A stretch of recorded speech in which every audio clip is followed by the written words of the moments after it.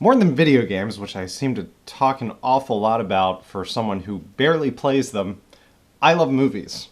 I love movies so much that while I was sick this week, I spent my entire time catching up on Oscar contenders. So this is the 5 Things Oscar Special.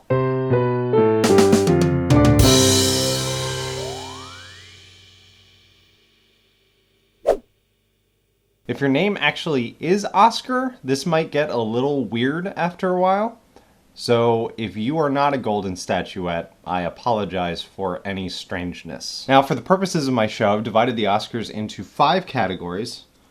There are only 4 on this list. I'll figure it out. And the first category up we have is writing. In the adapted screenplay category, I've only seen 2 of the 5 nominees, The Descendants and Moneyball. They're both excellent, very good writing. I can understand why they were both nominated. Personally, I'd give it to Moneyball, but that may be my own Aaron Sorkin bias. Your goal shouldn't be to buy players. Your goal should be to buy wins. And in order to buy wins, you need to buy runs. Who are you? I'm Peter Brand. First job in baseball? It's my first job anywhere. In the Best Original Screenplay category, I have seen every film. The Artist, Bridesmaids, Margin Call, Midnight in Paris, and A Separation. And I gotta say, those 5 choices, except for maybe Midnight in Paris, are very competitive indeed. Those are some really, really good screenplays. Personally, I have to give it to Bridesmaids. That movie is one of the funniest movies I've ever seen, and definitely the funniest film of the year. I was very surprised it wasn't nominated for Best Picture, as were a bunch of other critics. Wait, does that mean I'm a critic? I'm a critic! I made it! For my second category, I've grouped the director and the cinematographer together. I would say that these 2 people are primarily responsible for the way the film looks. The other name for the cinematographer is actually the director of photography. In the directing category, there is one film that I have not seen. That is Hugo, directed by Martin Scorsese. But as the Academy Awards are largely politically based, and he only won a couple years ago, I think it's safe to say he's out this time. For me, it's a toss-up between Terrence Malick for The Tree of Life and Michel Hazanavicius for The Artist. The Artist is that fantastic silent black and white film where they dance a lot. But don't let that stop you from seeing it. It is a genius film and brilliantly directed. I would give it to him.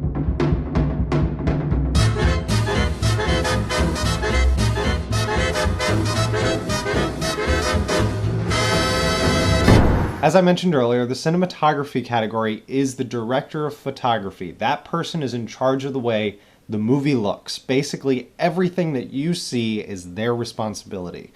Now, I have not seen Hugo, as I mentioned earlier, and I have also not seen War Horse, which was done by Steven Spielberg, director of photography Janusz Kaminski. But I don't think it matters, because I think it's really obvious that the Best Cinematography Award goes to Emmanuel Lubezki for The Tree of Life. You can tell from the trailer that that movie should win Best Cinematography.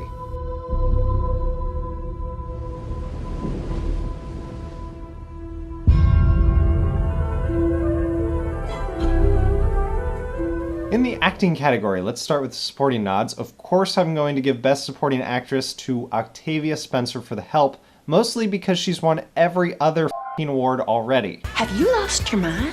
No, ma'am. But you about to. But also because she probably deserves it. She was pretty phenomenal in The Help. Now for Best Supporting Actor, I've only seen 2 of these films, and I would love to give it to Jonah Hill for Moneyball, because that was a great performance. But I'm going to have to give it to Christopher Plummer for Beginners, because first of all, it was a great performance. Second of all, he's really old. He's 82. This is only his 2nd nomination, and he's never won. He needs to win before he dies. My parents got married in 1955. They had a child, and they stayed married for 44 years until my mother died. 6 months later, my father told me he was gay. I'm gay. I remember him wearing a purple sweater when he told me this, but actually he wore a robe. I'm gay. Best Actress is the only category on here that is kind of a toss-up for me, because I really don't know how good Glenn Close and Meryl Streep are doing this year. I have a feeling that they're really good, but I haven't seen their films. So I would love to give it to Rooney Mara for The Girl with the Dragon Tattoo. In a film that I thought didn't quite meet my highest expectations, she did. She did very much so. She was absolutely amazing. I would love to give her the award. If she wins, I will be very happy. If anyone else wins, I will just blame my own ignorance. And finally, Best Actor in a Leading Role. Who wins here? I think we do. These guys are amazing, all of them. Personally, I thought George Clooney was better in Michael Clayton than he was in The Descendants. Not to say he wasn't awesome in The Descendants, but Michael Clayton. Oh my god, Michael Clayton. Jean Dujardin, or whatever his name is from the French movie, great, great, great. I'm glad he won the Golden Globe. I really hope that this is not his thing because I wanted to go to Brad Pitt for Moneyball. It was a nice theory, just not working out. How long is Billy Bean gonna last? He's proven himself right out of a job. Overall, it was a great film, and it was entirely dependent on the lead actor pulling it off because it rested so firmly on his shoulders.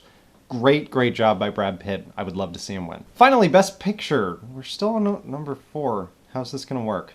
Anyway, as mentioned before, I have not seen Hugo, Warhorse, and I have also not seen Extremely Loud and Incredibly Close, but based on what all the critics are saying, that does not have a snowball's chance in hell. So I'm gonna argue this out with myself. So we've got The Help. The Help was great, and I would crowd pleaser for sure.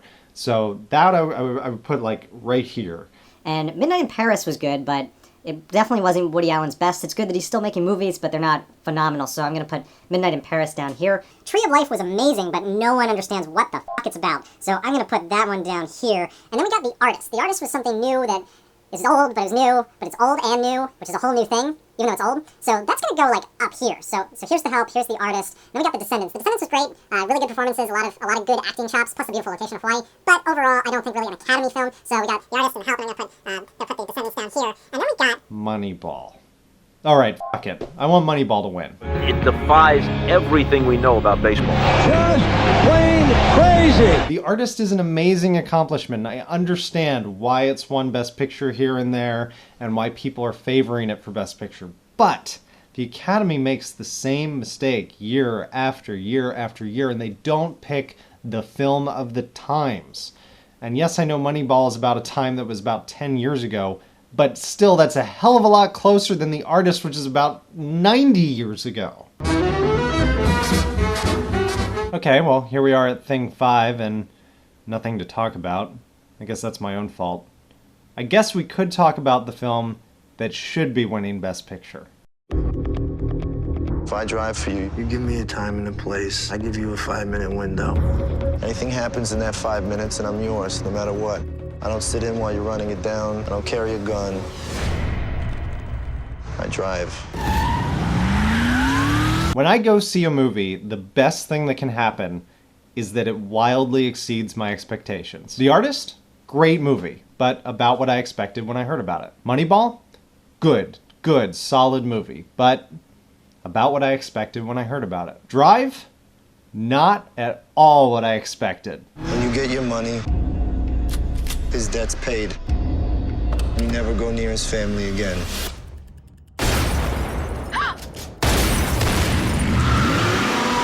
I really think the Academy dropped the ball on this one, and so does Peter Travers. Do they nominate Drive for Best Picture, which is the Best Picture? Oh no, because it's too violent. We don't really like violence. The director won Best Director at the Cannes Film Festival. At Cannes. And wasn't even nominated for the Academy? What?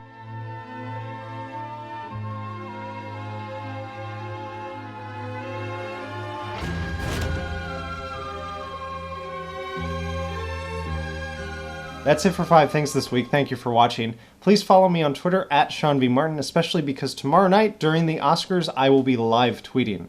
I don't know what I'll be live tweeting about. I will probably be complaining about Billy Crystal's jokes. But anyway, I'll see you next week.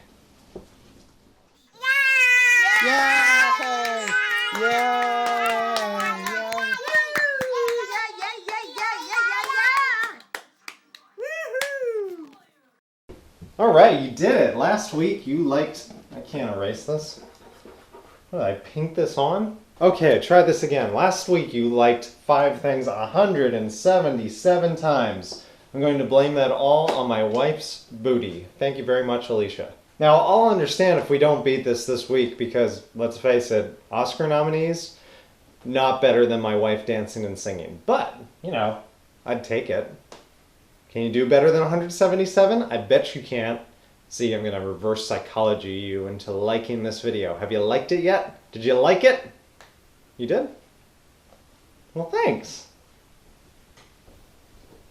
Say hello. Can you speak to the microphone? You love the microphone. You love it. Oh. Oh. Oh, you're so fat. Ow. Ow, claws.